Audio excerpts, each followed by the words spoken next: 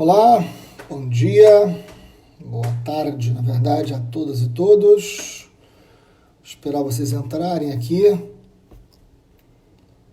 Tá entrando. Bom, gente, hoje, dia 5, Dia Mundial do Meio Ambiente, e é um dia muito importante para a reflexão da gente. E eu queria só passar um recado rapidinho para vocês. Hoje é um dia de uma reflexão importante, mais do que um debate de preservação ambiental, mais do que um debate sobre a questão do meio ambiente, a questão do aquecimento global, a preservação das nossas florestas. Eu acho que tem um debate urgente que a gente precisa fazer num momento tão profundo de crise, que é qual o modelo de sociedade a gente quer ter, né? Qual é o modelo de desenvolvimento, qual é o modelo de sociedade, quais são os marcos legais que nós vamos estabelecer. Enfim, esse Dia Mundial do Meio Ambiente precisa nos remeter a um desafio muito profundo que está pela nossa frente. E aí não tem como esconder o tamanho do retrocesso do governo Bolsonaro na área ambiental, né? Só para que a gente pontue algumas coisas no que diz respeito à utilização de agrotóxico, para não ficar numa conversa de especialistas, citando vários dados. O Brasil é o país do mundo com o maior consumo de agrotóxicos nas comidas, ou seja, aquilo que a gente come no dia a dia, o que você come no seu almoço, no seu jantar, que sua família come, é o país que mais consome veneno no mundo. Diversos pesticidas, diversos produtos proibidos na Europa são consumidos em larga escala no Brasil. Só no ano de 2019 foram liberados 474 novos venenos para serem produzidos aqui. É a força da grana, do agronegócio podendo se utilizar em alimentos, e isso chega no teu prato de comida, né? Só para que a gente tenha uma dimensão disso. O desmatamento da Amazônia, que a gente consegue ter mais visibilidade, porque interessa mais ao mundo inteiro, né? Então é um debate que ganha mais visibilidade. Nós tivemos um aumento de desmatamento de 70%. 70% a mais de desmatamento só no debate sobre a Amazônia. Então é evidentemente muito grave. Tem gente aqui falando do ministro, né? Imagina, o ministro do Meio Ambiente, que responde por crime ambiental, talvez tenha sido esse o critério para ele ser escolhido ministro, né, o Ricardo Salles, e ele, naquela reunião ministerial, aquela famosa reunião ministerial, aquela reunião muito educada, com vocabulário muito sofisticado, né, uma reunião que qualquer um gostaria de ter ali os seus filhos assistindo, uma reunião incrível, né, cheia de projetos, aquela reunião ministerial, aquele festival de horrores que a gente assistiu, né? Vocês lembram da participação do ministro do Meio Ambiente naquela reunião? A participação do ministro do Meio Ambiente ali foi dizendo o seguinte: vamos aproveitar, olha o nível humano do ministro do Meio Ambiente, né? Naquela reunião ministerial, o ministro do Meio Ambiente disse o seguinte: vamos aproveitar essa situação do coronavírus e vamos passar uma boiada na legislação, na mudança. Ou seja, o ministro do Meio Ambiente tem a pachorra de dizer o seguinte: vamos aproveitar que tem uma crise e vamos sair mudando essas coisas, vamos aproveitar o momento. Quer dizer, o ministro do Meio Ambiente quer aproveitar a maior crise sanitária, onde as pessoas estão morrendo, para aproveitar e fazer uma legislação que proteja menos o meio ambiente. É inacreditável. É inacreditável. E aí mora um problema muito grave do meio ambiente, um problema muito grave ambiental no Brasil, né? Que não é só Bolsonaro, mas é o seu projeto. Então, por exemplo, só para que vocês entendam o quanto isso é muito sério, né?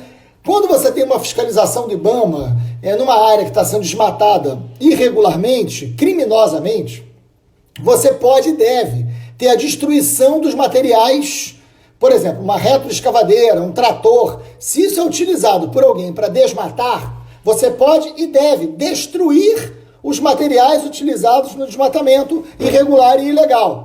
Por que isso é? Por que a lei diz isso? Simples, para você não estimular que aquilo ali possa ser usado novamente, para você não poder, não dar só uma multa, né? Enfim, no governo Bolsonaro, essa destruição de materiais usados criminosamente caiu 50%. Os números estão aqui. 2019, 72 equipamentos foram destruídos. Em 2019, 72 equipamentos foram destruídos. De 2014 Até 2018, a média anual foi de 144. Caiu pela metade. Ou seja, no governo Bolsonaro, ninguém destrói aquilo que destrói o meio ambiente. Porque, na verdade, segundo o ministro, vamos aproveitar para passar a boiada, aliás, esse governo entende bem de boiada, né? E faz jus a alguns seguidores. É isso. O que ele faz? Ele não destrói os equipamentos do desmatamento, porque ele quer proteger quem desmata. O governo Bolsonaro chegou ao ponto, e olha o que significa esse ministro, ele chegou ao ponto de revogar o decreto que proibia produção de cana-de-açúcar em biomas do Pantanal e da Amazônia.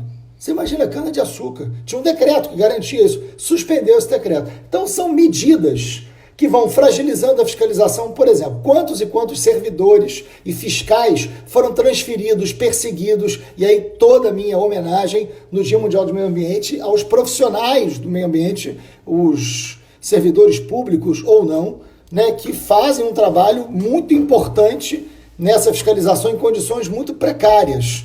E são perseguidos. Nós tivemos várias transferências desses setores. Eu quero tocar em dois pontos. Um ponto muito importante desse desatino ambiental do governo Bolsonaro, são tantos, né, mas hoje a gente tem que falar sobre esse especificamente, é a MP 910, por exemplo, que permitia, que na verdade regularizava o irregular, regularizava a grilagem de terra em áreas da União ocupada irregularmente. Na verdade, chancelava o crime. Esse é o grande problema. Há uma questão do governo Bolsonaro que é a possibilidade de você fragilizar a fiscalização, de você fragilizar os órgãos controladores, de você flexibilizar essa lei e, com isso, estimular o crime de grilagem, dos grileiros, de quem desmata. Ou seja, você tem um conluio que tem um prejuízo ambiental enorme, mas que fortalece grupos criminosos, grupos econômicos poderosos e criminosos. É disso que a gente está falando, né? E isso cria um ambiente também de violência no campo. É muito impressionante o número de assassinatos. O número de assassinatos no campo cresceu 14% no governo Bolsonaro. Lembrando que o Brasil já é um dos países com o maior número de defensores de direitos humanos mortos no mundo. Perde apenas para Filipinas.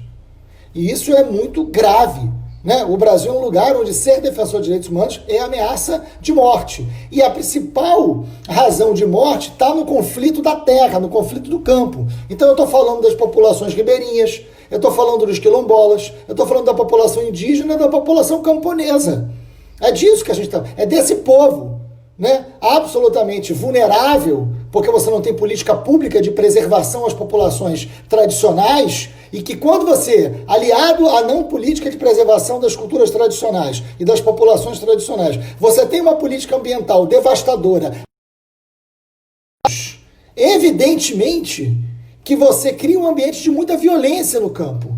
Então, o Dia Mundial do Meio Ambiente é um dia que tem que ser, evidentemente, muita reflexão sobre a questão do aquecimento global, sobre a questão do crescimento econômico desproporcional, de uma sociedade de consumo que não pode ser reproduzida. E, é claro, a gente vive uma grande crise sanitária, uma crise que ameaça a vida. Os números, pela terceira vez consecutiva, batemos recorde do número de mortos. Ontem, 1.400 pessoas no Brasil morreram por conta da pandemia. 1.400, foi o terceiro dia consecutivo. Já passamos a Itália, vamos superar a Inglaterra, o Reino Unido, na verdade, o número de mortos.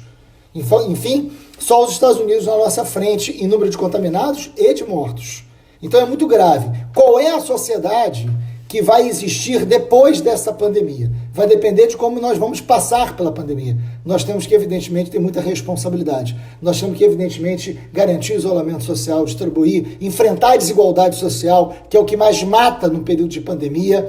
Agora, temos que sair para uma sociedade onde a economia terá que ser outra. A economia não pode ser uma economia predatória, uma economia consumista, uma economia sem responsabilidade ambiental. A sociedade que vai sair das nossas casas, dos nossos desejos, da nossa militância, da nossa construção política pós-pandemia, tem que ser uma sociedade com responsabilidade ambiental, com responsabilidade climática. O mundo terá que ser outro. E, evidentemente, a questão ambiental é central no modelo de desenvolvimento que nós vamos ter. Então fica aqui a minha homenagem a toda a militância ambiental, a todos os profissionais de diversas áreas, biólogos, geógrafos, engenheiros ambientais, enfim, e tantos profissionais que são fundamentais no dia a dia da preservação ambiental, todo o debate sobre a questão do clima e do aquecimento, enfim, parabéns a todos que fazem da luta pelo meio ambiente uma luta de um mundo melhor para todo mundo. Acho que hoje é um dia que você não tem muito o que comemorar, mas é um dia para a gente entender que governos servem, que governos não servem ao mundo. E um governo comprometido com crime, com a grilagem, com o desmatamento, não serve ao planeta hoje, né? Por isso, o nosso repúdio ao governo Bolsonaro, também pela questão ambiental, e o nosso elogio a todos os militantes defensores do meio ambiente. É isso, gente. Uma boa sexta-feira a todos e um dia de muita reflexão sobre a questão ambiental.